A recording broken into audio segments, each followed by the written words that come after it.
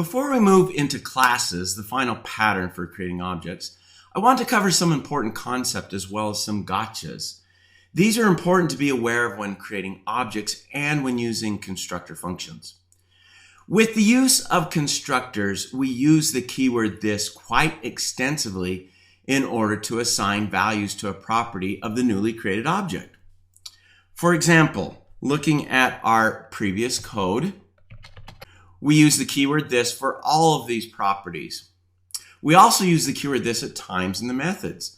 We use it in the reserve method to modify the schedule on a specific object, so right here. Now, we have talked about arrow functions and how the keyword this is lexically bound with an arrow function. Now, as you think about that idea, an arrow function would cause problems if used as a method. Let's look at what happens there. So we'll just change this method here to an arrow function. Remove the function keyword, and then I'm just going to add the arrow right here. There we have an arrow function for that method. So we're going to save that.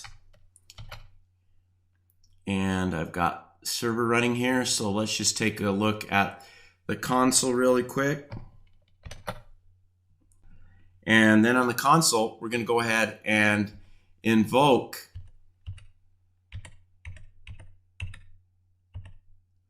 the reserve method right there. We're going to use this date and the 60. When I invoke it, notice the error we get. Uncaught type error, cannot read property of undefined. So why is that happening? Well, since the keyword this is lexically bound, the method is defined lexically within the window object. And so here in this reserve method, the keyword this is referring to the window object, not to the object that's created with the keyword new when we invoke the constructor. And so it says cannot read properties of undefined. And on the push method, see, it's 11 is where we get that happening at. And so here's 11 here. It's trying to push that data onto the schedule here. It cannot find that. It's not there. And so that's why we're getting this error. So as you can see, using arrow functions for methods is not a good idea. Now let me just change this back here. Back to function, and then get rid of the arrow.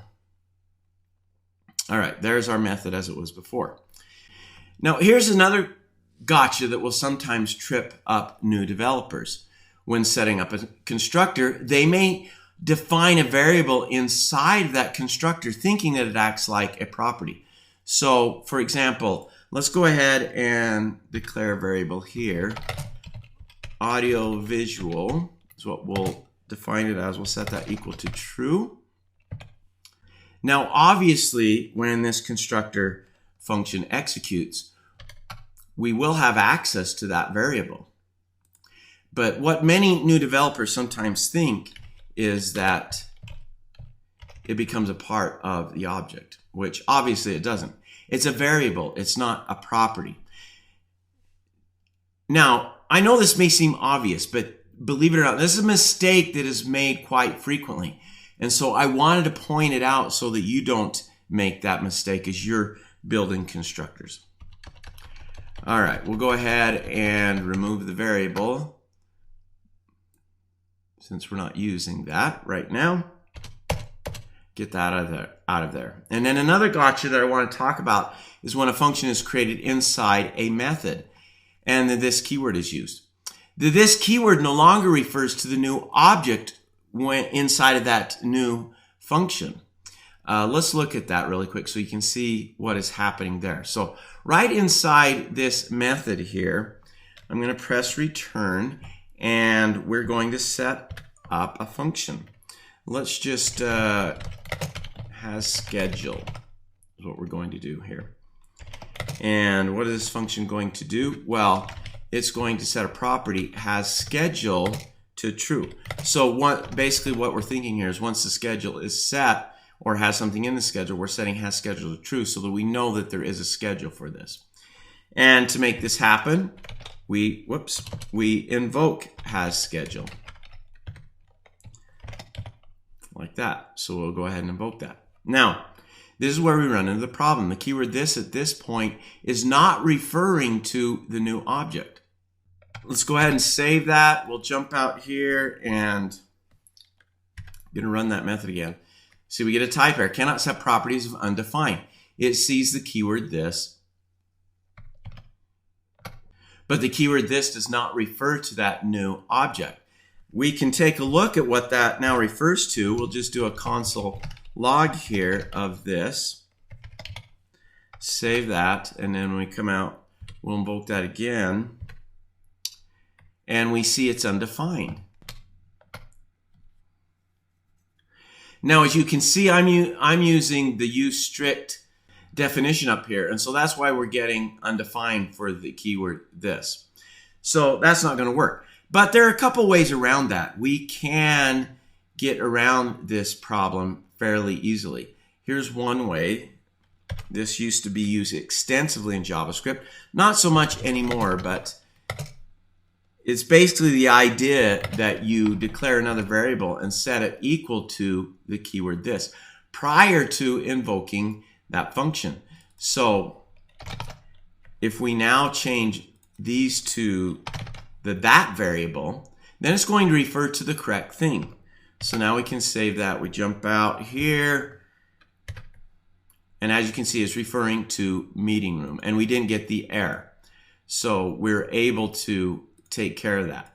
And if we take a look at boardroom, for example, we now has schedule. We have that property on there, so that worked for us. So that's one way to take care of it. Another way to take care of it is to simply bind the keyword this to the method. So let me show you that really quick. So I'm going to get rid of this declaration here, and let's change that back to this, and get that back to this. So we'll change those back, and what we're going to do now is we're going to bind right here. We're going to use the bind method, and we want to go hasSchedule.bind, and we're going to pass in this as the property for this. So the actual this in this scenario here, we're going to pass that in, and then we'll use these parentheses here to just go ahead and invoke that new function that is returned using bind. And this will work for us as well. So if we save that, we come out, and we'll do that same thing again. Do I still have that in there? Oh, I sure do.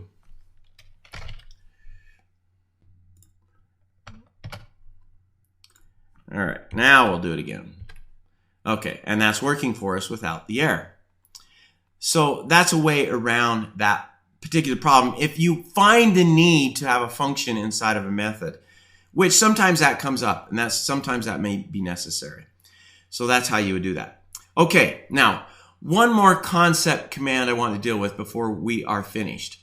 At the end of the last movie, I mentioned you may not want to establish the prototype of a constructor by using an object as shown in this technique right here. So if I go ahead, let's comment out all of this, and we'll uncomment this here. This is another way to remember to assign that prototype, and it's by assigning an object that we've defined here, and we have a reserve method in there, and then we also have this property company that's inside this object. So let's look at what happens when we use this technique for doing that instead of the technique that I've been using up here. And it has to do with a couple properties that we use, or a couple of methods, that we use to find out what the object belongs to. There are situations where we may need to know in our code which constructor created an object, or what type of object is that. So let's go ahead and save that. And then we'll jump out here and notice what boardroom instance of meeting room returns. Is it an instance of meeting room. So if we look at our code back here, meeting room right here, meeting room here, is it instance of that? It says it is, true. Now something else we can check is the constructor. So if we do boardroom.constructor, and if we're checking to see if that is equal to meeting room, what do we get? We get a false there.